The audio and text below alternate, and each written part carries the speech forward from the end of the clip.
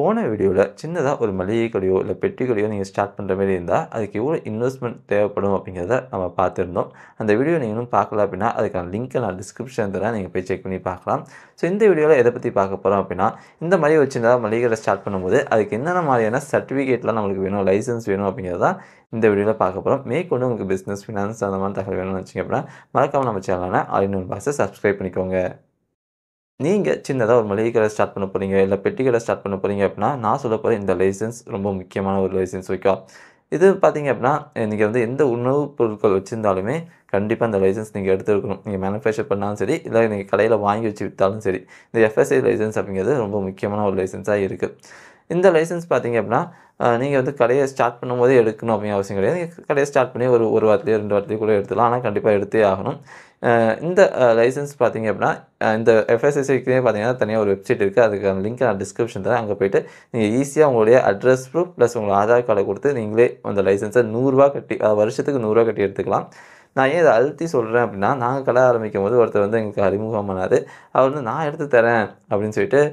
1000 என்கிட்ட சார்ஜ் பண்ணி எடுத்து குடுத்தாரு. ஆனா அத பத்தின டீட்டெயில்ஸ் எங்களுக்கு அப்ப தெரியல. அது ரூ. 100 தான் ஆகும் அப்படின்னு சொல்லிட்டு. நான் ரிசர்ச் பண்ணி பார்க்கும்போது தான் தெரிஞ்சுச்சு.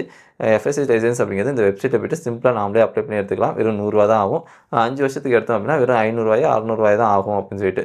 ஸோ வெறும் ரூ. 100 முடிய வேண்டிய விஷயத்துக்கு ரூ. 1000 நாங்க வேஸ்ட்டா செலவு பண்ணிட்டோம். ஸோ அதுமாரி நீங்க பண்ணணும்னு அவசியம் கிடையாது.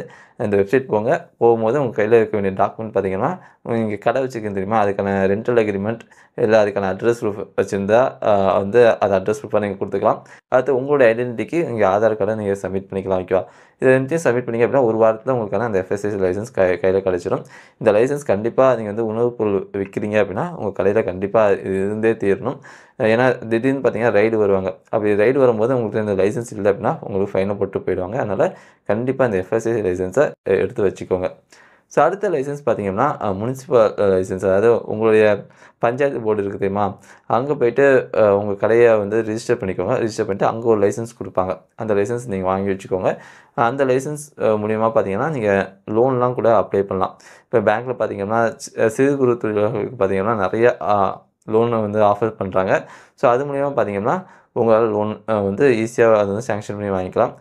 இப்ப ரீசென்ட்டா பார்த்தீங்க அப்படின்னா, கவர்மெண்ட் வந்து ஒரு ஸ்கீம் லான்ச் பண்ணியிருக்காங்க. அதாவது இந்த சிறு குறு தொழில் பண்றவங்களுக்கு ஃபர்ஸ்ட்டு இனிஷியலா பார்த்தீங்கன்னா ரூ. 10,000 லோன் வாங்கிக்கலாம்.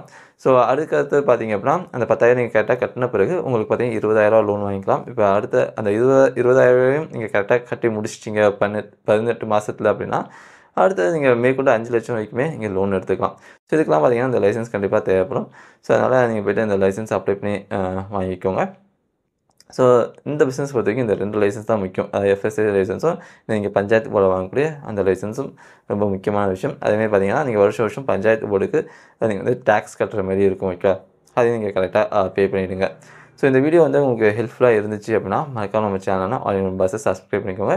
அடுத்த வீடியோல ஒரு இந்த மளிகை கடையோ, இல்ல சின்னதா பெட்டி கடையோ ஸ்டார்ட் பண்ணா, அது என்னென்ன மாதிரியான பிரச்சனைகள்லாம் நீங்க ஃபேஸ் பண்ற மாரி இருக்கும். அத எப்படி சால்வ் பண்ணலாம் அப்படிங்கிறத நம்ம டீட்டெயில்டா அடுத்த வீடியோல பார்க்கலாம். அண்ட் தேங்க்ஸ் ஃபார் வாட்சிங் திஸ் வீடியோ ஒன்ஸ் அகைன்.